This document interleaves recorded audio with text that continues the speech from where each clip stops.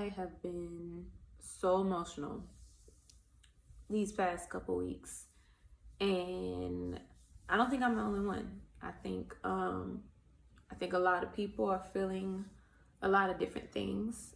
And me for one, um, this is just how I express myself, or whatever, how I'm gonna express myself. I'm just gonna make it crystal clear where I stand on everything that's been going on these past couple weeks. I think in order for you to fully understand why I feel the way I feel about the Black Lives Matter movement, I think you'd have to understand the way I feel about Black men. Me personally, like my experience with Black men. And I'll break it down for you. Basically, I was raised by Black men, you know. My dad, my brothers, all my closest friends, like I was raised with by Black men, you know. My dad, I grew up with my dad in my life. You know, my dad is still in my life. My brother's still in my life. My brothers in arms, my military brothers, still in my life. You know, and in many ways, they uplifted me in ways. This is not to diss Black women, but they uplifted me in a lot of ways that women didn't. You know, so growing up, I just grew really attached to men, to Black men. You know, that's who I was surrounded by. That's who empowered me. That's who motivated me, kept me going, picked me up when I was down. You know, let me know you are a queen, you are beautiful. You know what I'm saying? Like, they put me on. They gave me the strength I needed when I felt like things were tough. Like, look through your life, or look through life period, through the eyes of a Black man. Like, they go through so much. And I tell people all the time, pit bulls are my favorite dogs. And a lot of people are like, why pit bulls? I'm like, well, I love Black men, I love pit bulls. They're one and the same. And people look at me funny when I say that, so I guess I'll explain. When you think about a pit bull, pit bulls are like the most demonized dogs or whatever. Like, they're not allowed in a lot of places. They're like the most discriminated against, basically, or whatever. And pit bulls to me are discriminated against because of their strength, because of their power, you know. But pit bulls can be very loving, you know, when raised right. Pit bulls can grow to be very loving, protective of their owners. You know what I'm saying? It all has to do with their upbringing. Yet a lot of people still just don't fool with pit bulls. Or if they do, a lot of people want pit bulls for all the wrong reasons. People want pit bulls to teach them how to fight. People want pit bulls, because they're a badass dog. People want pit bulls to make money off of them, to breed them. You know what I'm saying? People just want pit bulls for all the wrong reasons, except but to love them, you know. And I feel the same way about Black men. I feel like there's a lot of people in this world that will love the Black man as long as he's making money for them, as long as he's satisfying them sexually, as long as he's, you know what I'm saying, doing something or whatever, instead of someone just loving a Black man for who he is, which, me personally, that's where I stand with that. Like, I love Black men with all my heart, and I just, it's really weird trying to explain it. Like, I don't want you guys to sexualize it, because it's not that type of deal. It's just, I don't know, something about the Black man. They represent power and strength to me because they've been through so much and have overcome so much. And it's like, all I want to do is love them. From my friends on down to my dad, my brother's family, you know what I'm saying? All I want to do is love you. I'm not asking you for anything. I just want to love you because the world has rejected you of that for so long, you know. So for me personally, that's where I stand with the Black man. That's why I love the Black man. They represent strength, power. They're some of the strongest human beings in the world, fastest, you know what I'm saying? Not to mention discriminated against the most, you know what I'm saying? The most hated in America. So for that, for everything that you've been through. All I want is to love you. You know what I'm saying? To love black men. And so that's kind of just giving you an idea of where I stand with the black man. Now, moving on from that, I think a lot of people are looking at everything going on in the world and they just don't understand why. Me, for one, I can't watch a single video of another black man being killed. Like, I just can't. I can't. And to sit here and hear people, our own people, like I've heard black people say, you know, oh yeah, it's terrible, yeah, but anyways, you know, it's like it's dismissed or whatever, not just by white people, not just by other races, but even our own race is just dismissed. Now, sadly, I think we dismiss it because we've gotten to a point where it's just like the normal for us. It's just like, dang, lost another one, huh? You know what I'm saying? So we've been going through this battle for so long with them killing black men or whatever. Like, now it's just like, dang, we lost another one. You know, like, I think it got to the point where everybody just started to normalize it and started thinking like, dang, we've been protesting for years and like nothing happens. Like nothing happens. Like, literally, it's as if no one cares. And it's so funny to me how the world people have the nerve to criticize like people, you know, looting and setting shit on fire. And I'm like, it makes perfect sense. Not saying I'm the one out there doing it, but it makes perfect sense. You think about a child that has been ignored and just wants your attention. Think of the black culture as the child has been ignored and just wants your attention. Just wants your attention. Hey, we need your attention over here. We just want your attention. That's it. Want your attention.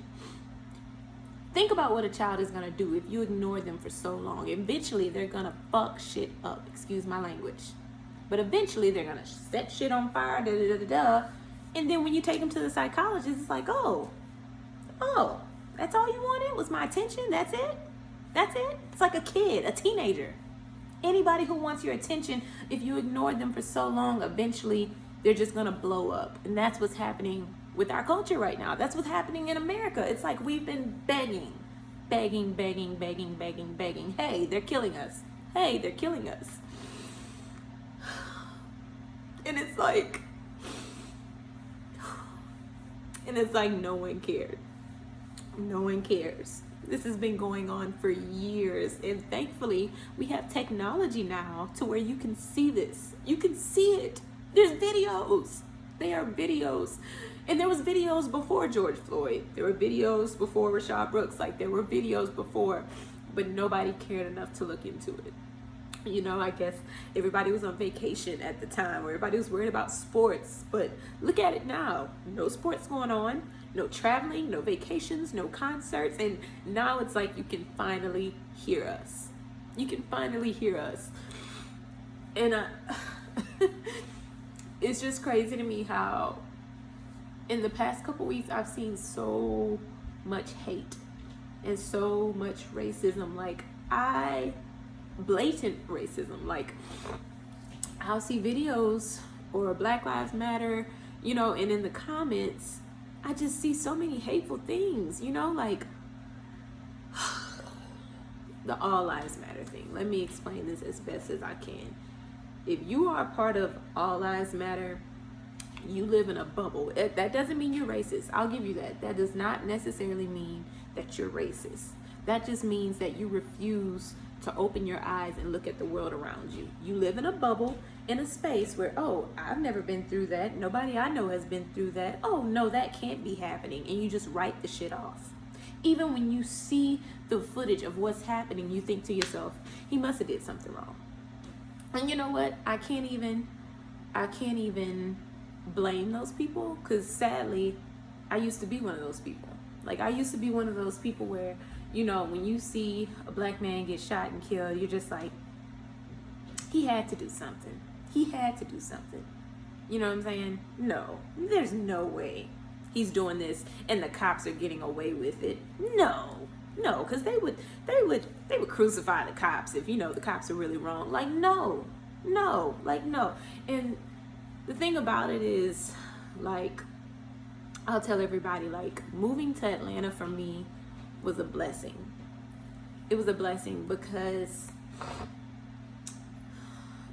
I was raised in Louisiana, from Louisiana, and back home, the school that I went to was like a mixed high school. Like it was, blacks and whites, predominantly white, but it was a good mixture of us. But me and my sister, went to different schools, and my sister went to a school that was mostly blacks. Well, really just all blacks or whatever for the most part. And there was a lot of things that she learned that I didn't learn in school, like about our culture. There were a lot of things that I didn't know about our culture. And I was like, she was like, you didn't learn that in school? And I'm like, no. She was like, oh, well, look at the school you went to. Like I wasn't taught much about Black culture. But when I moved to Atlanta, I was literally like emerged in our culture. Like I had no choice but to learn our history and be more comfortable around Black people because there's so many of us here. Like our culture is huge here. So I do thank God for that, because once I educated myself, and that's really the key to it all. Like, to the people that just kind of live in their own little bubble and feel like none of this stuff goes on, like, do your research, especially before you start spreading stuff on social media, wrong things on social media. Do your research, and once you do your research, and I mean go way back, you'll understand.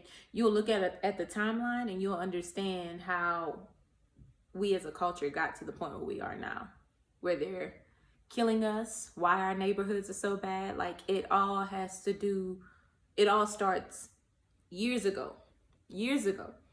And like I said, if you just look at a timeline, you'll see how everything played out. It's like, okay, we freed them, but we're not going to give them complete freedom. You know what I'm saying? We're just going to segregate them, and then it's like, oh, let's F up their neighborhoods and drop drugs, da da da da da. Oh, let's start modern day slavery, incarceration. Let's just have our slaves like that. So what is that causing? That's causing families and kids being raised without parents. It's causing kids being raised by crackheads. It's causing all kind of issues within our culture. So yes, our culture does have things to work on, but to blame us for being slaughtered the way we're being slaughtered right now is wrong. To say it's on us, that's wrong. Like, we didn't do this to our people. Like, this was the government did this to us. It started years ago and just worked its way on down. And so I don't know, the biggest thing I could say, I don't know how to change people's mind or make people see or think differently other than to educate yourself. Like, I'm not going to sit here and give you a tutorial on Black culture, because I feel like it's something, if you truly cared about our culture, whether you're any race, if you truly cared about what's going on and wanted to understand it, you'll do the research. Once you do the research, you'll understand. Your eyes will open and you'll be like, oh, wow, okay, yeah, this is a problem. So to the people out there that have opened their eyes and it's a whole new world to you, I do thank you. Whether you're my race, any race, I do thank you. And honestly, I've always kind of felt like it would be this generation that would bring change. Because, I mean, this generation knows nothing of segregation. This generation knows nothing of, the civil rights movement, none of that or whatever. All this generation knows is this generation was brought up in schools with different races, granted my generation was too. But I just knew it would be our generation to kind of make a change. Because if you look at a lot of these protests, it's young people leading it. It's young kids of different races that are like speaking up, saying something. Hey, this isn't right. This isn't right. What you're doing to my friend over here. This isn't right. What you're doing to my friend over here. It's the younger generation. And I think that plays a huge role in what's going on right now. Like I said, the younger generation was the most least, is the most least segregated generation. So they're going to be the most understanding, the most empathetic. They're going to be the most pissed, because they're going to be like, why do you hate these people so much? You know, I watched a video earlier today, and it was this guy that delivers for FedEx, and he was talking about how he got out of his truck. And this is recently, this is like 2 days ago. He's talking about how he got out of his truck to deliver a package. And as he got out the truck to deliver the package, somebody, you know, a white man, older white man, you know, honked at him, spit on him, called him a nigger, and then sped off and almost hit him. And this man just sat on video, and it was just like, he didn't have any words. He didn't have any words. You know, he just sat on video like, why do you hate me? Like, why? Why? And honestly, I asked myself the same question, like why? Why? Like, what did we do? You know, like, if somebody can answer that question for me, please let me know. Like, what did we, people that are a little darker than you, you know, people with a little melanin in our skin, what did we do to y'all so bad that, and when I say y'all, I'm talking about racist people, not white people. I know all white people aren't racist. Like, hell, I've had some white people do more for me than black. Like, so no, I love people in general, no matter what race you are. I love people. But when it comes to being racist and hating somebody for the color of their skin, like, why? If it was passed down, I still don't understand it. Because there's a thing called generational curses. You can break that. You don't have to be like your dad. You don't have to be like your grandfather. And I felt him. Like, he just sat there and cried on video, just because he was just like, why do they hate us so much? And I don't get it either. I don't get it. Because my thing is, y'all have to understand, like, all these shootings, you know, all these killings of black people wrongfully, you know, you have to compare it to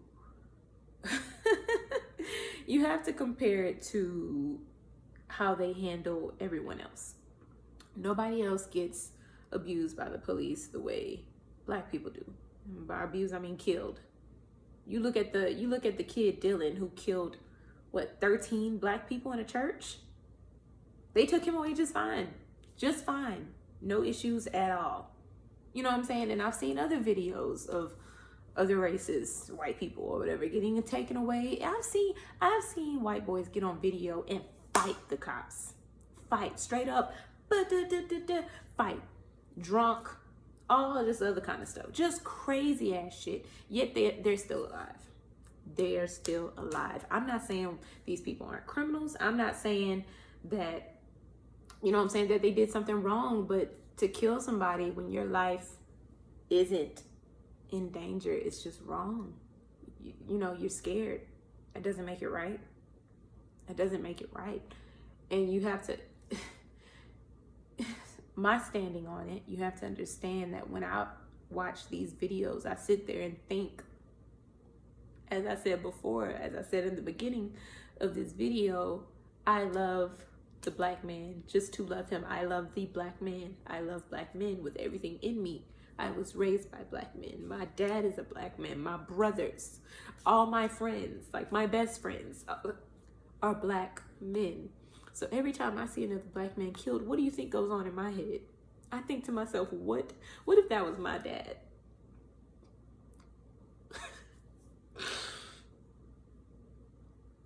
What if that was my dad?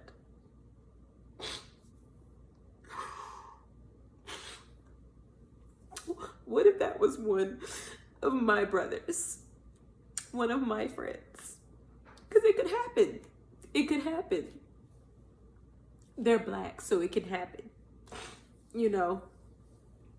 And you just think to yourself, you don't know these people, you don't know their life, but you have to put yourself in their shoes. You know? I think about Rashad Brooks, his sister came out. I think about his poor sister, like, I think about his daughter. You know, I think about their mothers. You know, these are men that have families. They have families. And they're just being killed wrongfully. And again, it's like people just don't care. It's like, oh, I don't know them. Oh, they were probably a criminal anyways. Oh, he shouldn't have fought him. He shouldn't have took the taser. He shouldn't have Like, everybody has a fucking opinion on this shit. When really he shouldn't have been killed. I don't care. None of them should have been killed. I've seen plenty of white men get detained without dying. It is to the point now where calling the cops on a black person, on a black man, is like a death sentence. It's like a death sentence. I sit here and wonder if the person at Wendy's that decided to call the cops on Rashad Brooks, did you know that man was going to lose his life? Why would you do that? Were you black? Were you black? Did you not think, hey, let me go knock on this brother's window. Hey, sir, can you move? Can you da-da-da-da? Like, why wouldn't you think to do that? But you called the cops in this season of what's going on? And he was so sweet. He was so nice about it. And that's the thing. I feel like a lot of people just don't understand whatever. And a lot of people will never understand unless you've been black.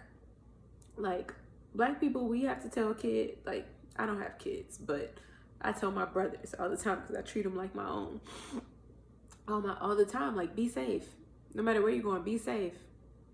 Be safe. That's a constant thing we have to worry about as black women. As black women, we constantly have to worry about black men, whether it be our dads, our brothers, our friends, our cousins, whoever. We constantly have to worry about them. Not only do we have to worry about them dying from our own, we have to worry about them dying from the cops. We have to worry about these freaking hospitals that don't give a freak. That's a whole nother conversation, because they don't give a care about us either, black women. Whole nother conversation. But it's just like, we literally have to live our lives like always looking out. And it's just like,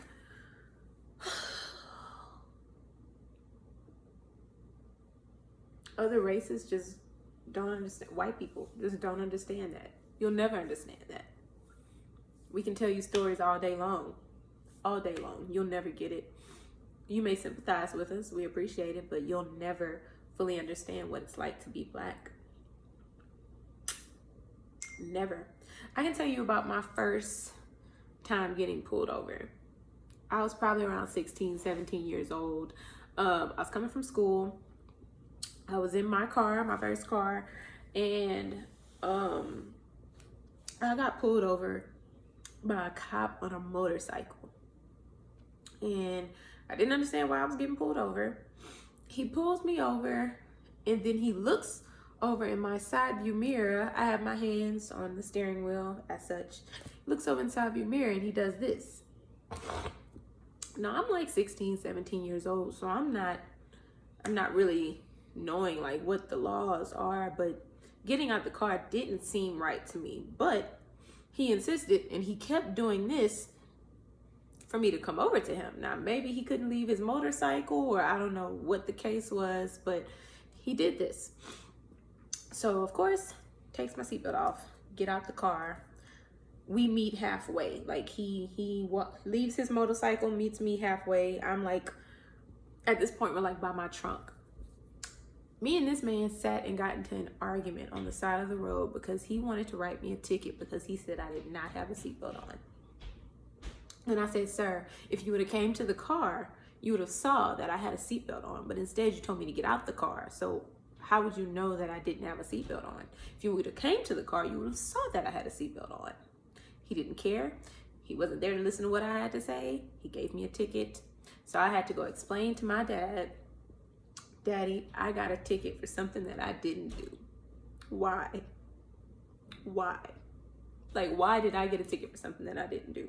Now, obviously, obviously I left the situation with my life. So today, in these days, I'd be considered lucky, you know, but like the discrimination against Black people, it's not even just with police. It's just in general. Like, there's so many places I go and I get looks. I feel uncomfortable, you know, and it's just like, I don't get it. I don't get it. I'll never understand it. Sometimes I feel like, you know, sometimes I ask God, like, why does it feel like we've been cursed? You know, it's like, of all the races, it's only, for the most part, it's only Black people who get it the worst, you know, who get treated the worst. You know, it's like slavery never ended. It's like a disease. Slavery never ended. It just redeveloped itself. It just mutated into something different, you know? And I asked God, like, what did we do to deserve this? Because I mean, honestly, it's gonna be a long time before things change. A long time. The generation that's currently protesting, it may be when they have great grandkids that we finally see change, that we finally see that we're treated equally. But hopefully I'll be around when that comes about. But if you have any comments you want to leave, anything you want to add on, anything you want to piggyback off of anything that I said, anything you want to ask me, I'm open to any questions you may have. I'm not here to debate. I don't want to debate, so don't argue with me. If you leave a comment that I don't agree with, I just don't agree with it. I'm not going to argue. But yeah, leave any comments or questions in the comment section, and don't forget to subscribe. Thanks for watching.